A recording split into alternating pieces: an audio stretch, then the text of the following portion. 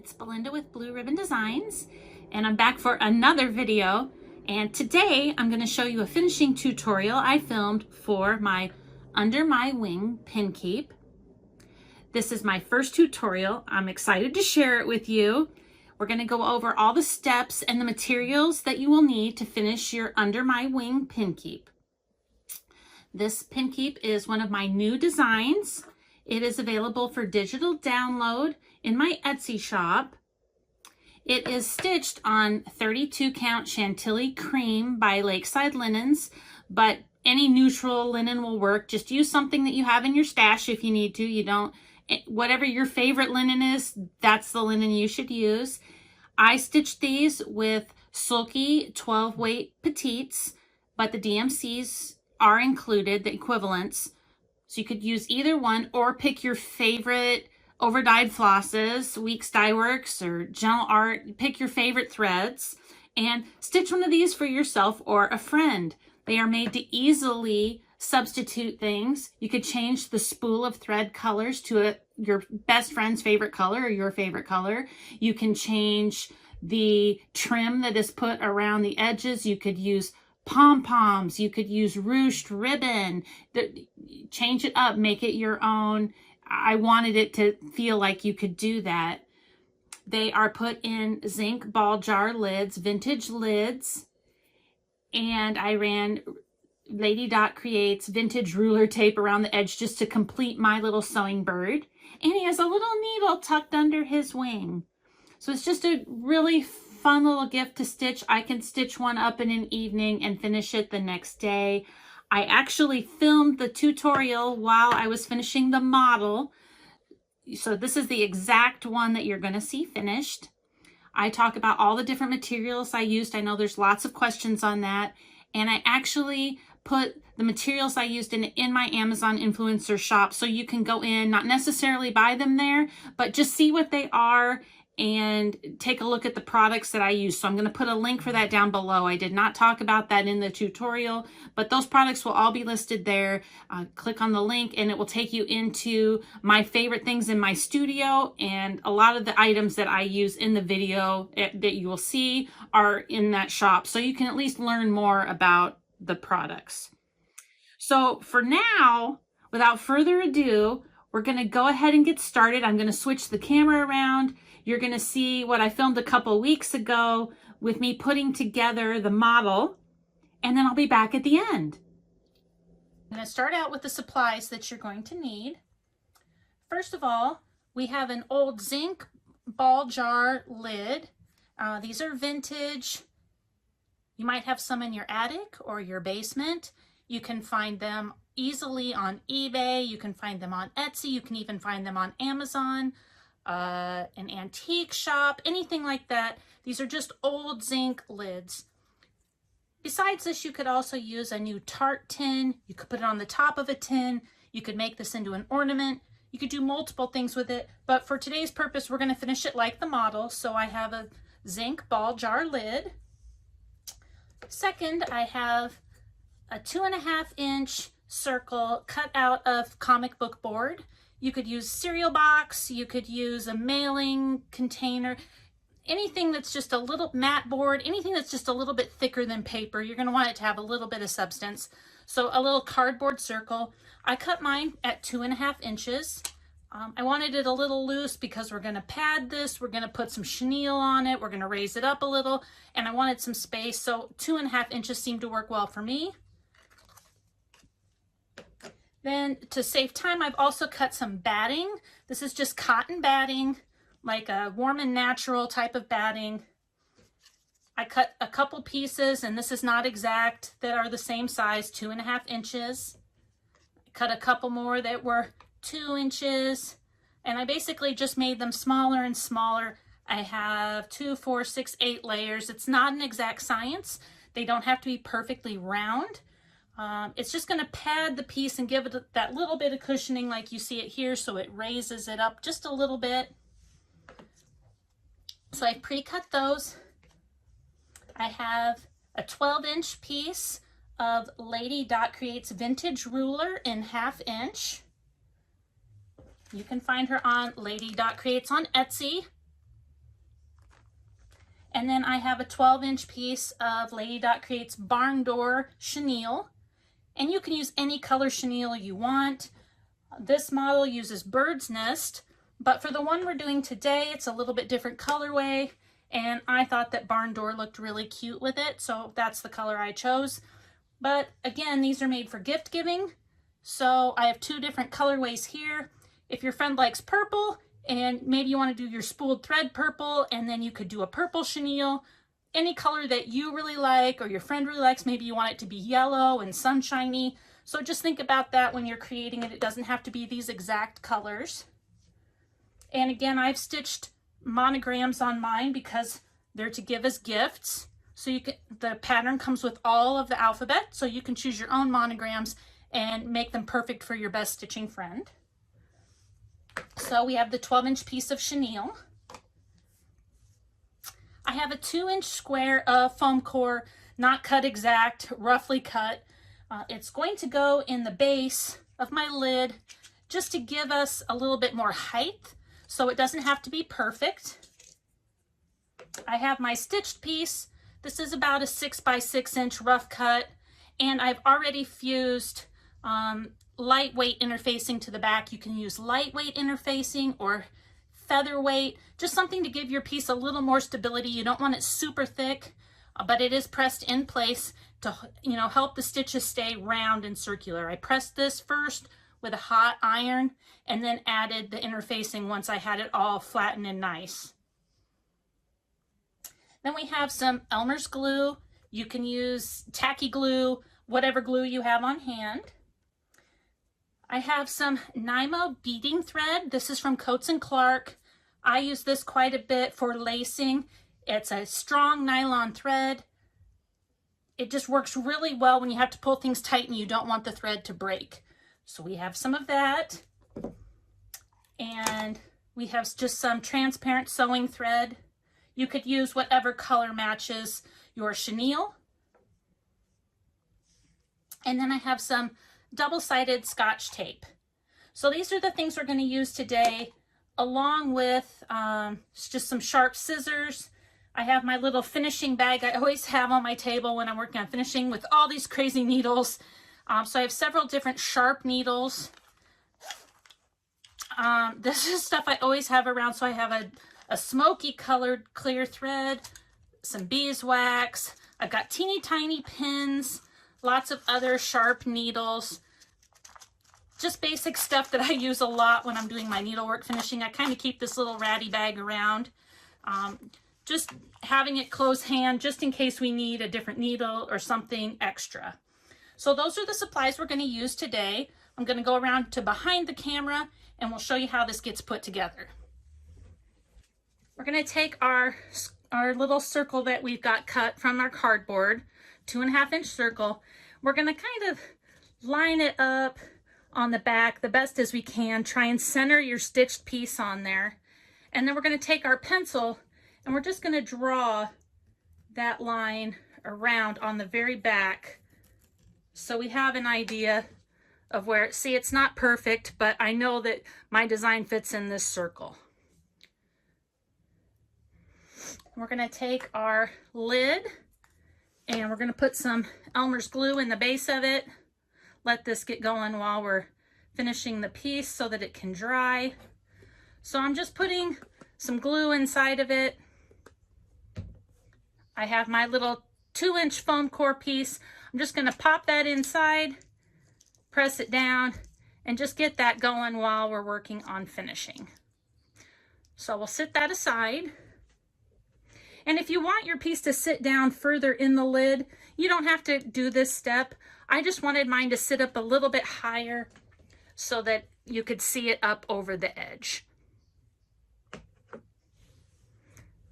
Now we're going to take our piece that we drew the circle on the back of, our stitched piece, and we're going to roughly cut around the circle.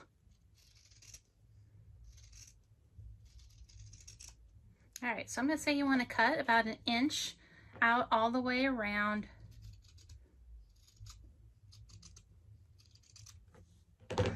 So there's our circle that we drew earlier. We've cut all the way around. I'm going to throw this excess away. We're going to take a long piece of this Nymo beading thread. We're going to place it in a sharp needle. I've probably got 36 inches. Tie a knot. This is a quilter's knot. If you're not familiar, let's show you how to do this. I call this $1 million knot because it's worth $1 million to know how to do this easily. You have your needle threaded and you put your needle in one hand. You have the end of your thread in your other hand. You want to place it under the needle, hold it in place with your thumb, and wrap around multiple times. 6 or 7 times. The more times you wrap, the bigger your knot is going to be. Then we're just going to slide the needle through those wraps, and you should have a nice little knot at the end. We're now going to take our piece that we've cut stitching on one side. I'm going to go through the stitch side first because I want my knot on the good side. So we're going to pull this through. And then we're just going to do a weaving stitch front and back all the way around. So you're just going through the fabric. These can be big stitches. They do not need to be even. We're just putting a gathering thread in so that we can pull this tight. If you've made a yo-yo before, this is kind of the same premise. We're just going to keep going in and out, and we're just going to keep going. This gathering stitch all the way around the edge.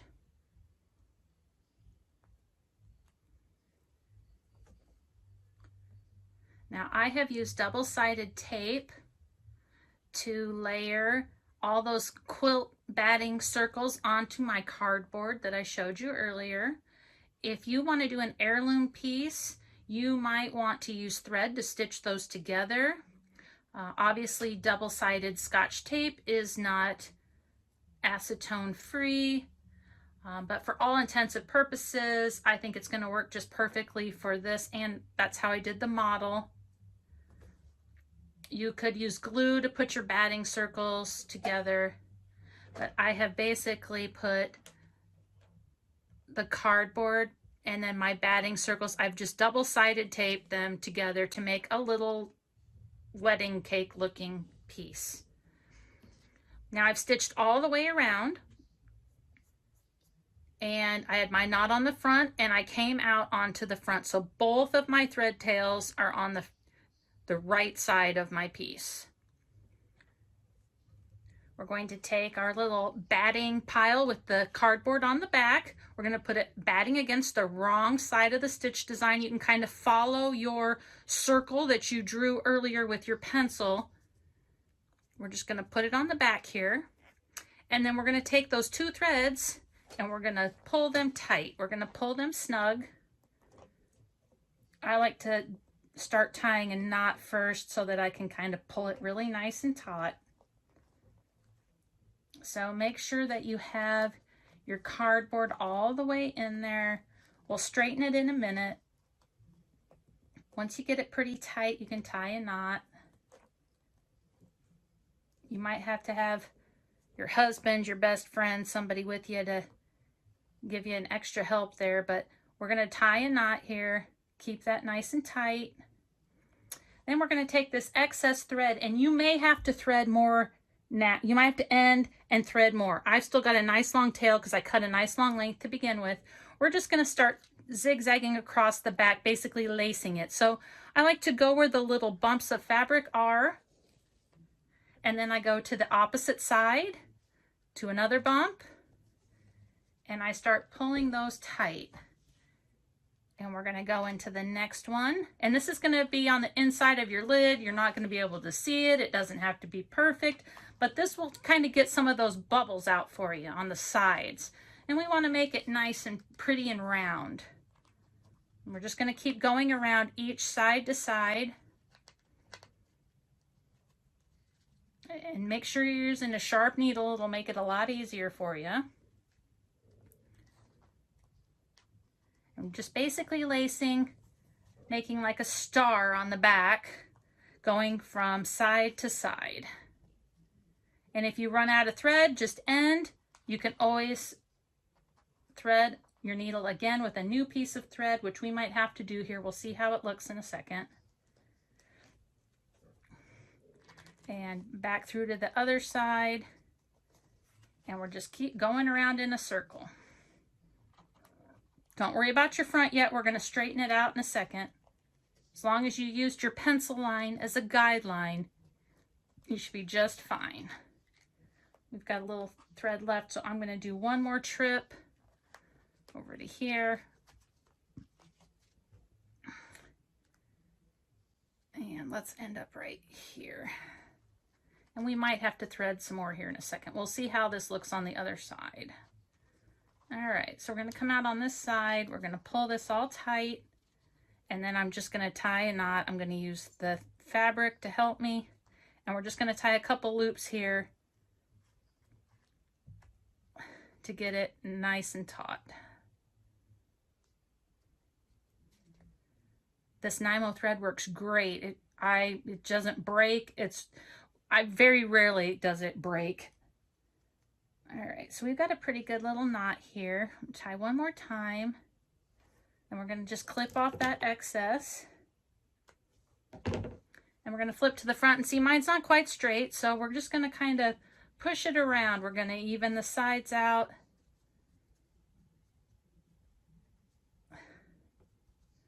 We want them to be nice and round. And see, I have some little puckers and things here, so I'm going to thread one more piece and do just a little more lacing to get that as tight as I want it. I'm picky about that. So we'll thread one more needle. Maybe. Because multifocal contact lenses. There's one thing that is not great about aging, and that is vision. Okay, so we got our quilter's knot again, and we'll just do a couple more laces. Like here, we kind of got a little bubble, we got some here, so I'm just going to kind of start and work my way around one more time, trying to get some of those worked out, as I like it nice and flat and round. And again, don't worry about what your back looks like. It's going to be inside of your lid. No one is going to be able to see it.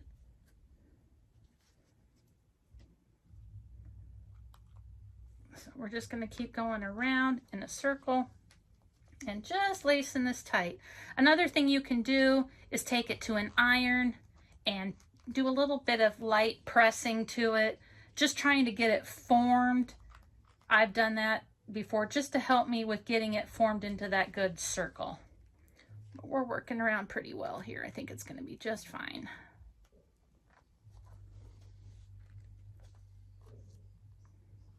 And you can make as many trips around as you need to get it looking the way you want it. Everybody with me so far? Got a good idea of how this works? So now I'm going to do the same thing. I'm going to end this thread, and I think we're going to be much happier with the other side.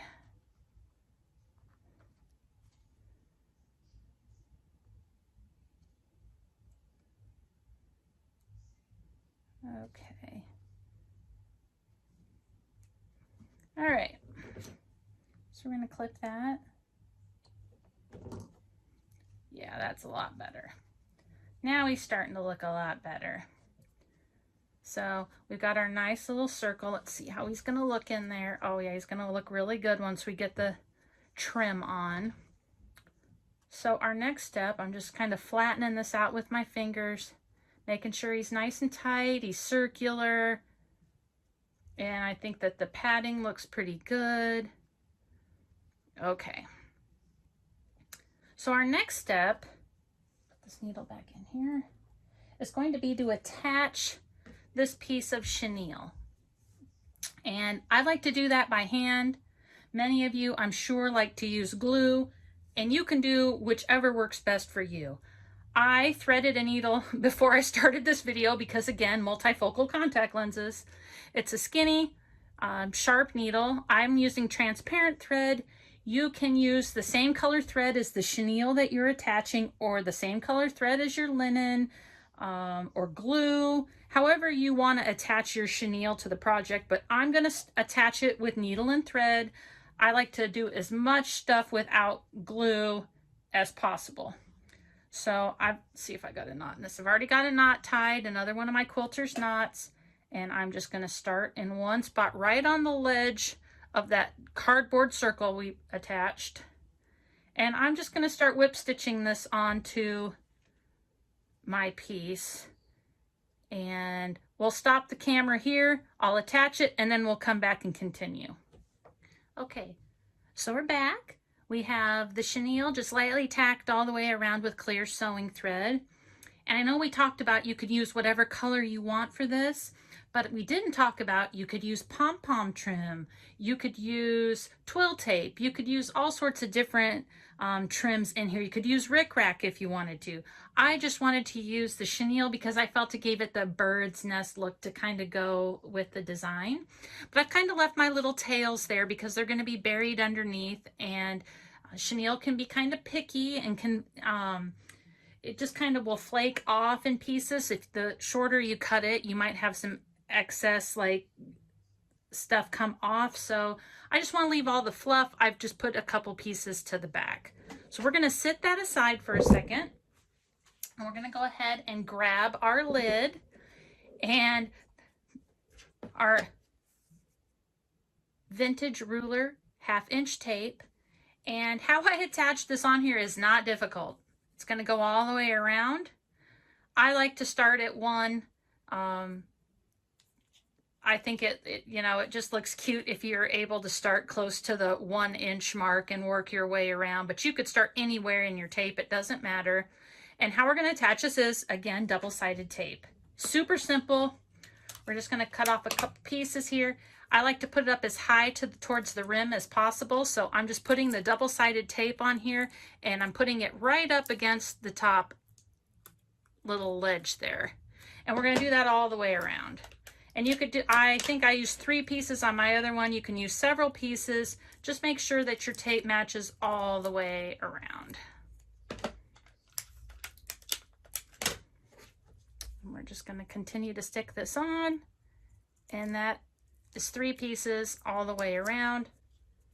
And then I'm going to take the very start with the 1 inch. I'm going to start it first. And I'm going to slowly just kind of pulling it tight, wrap it around.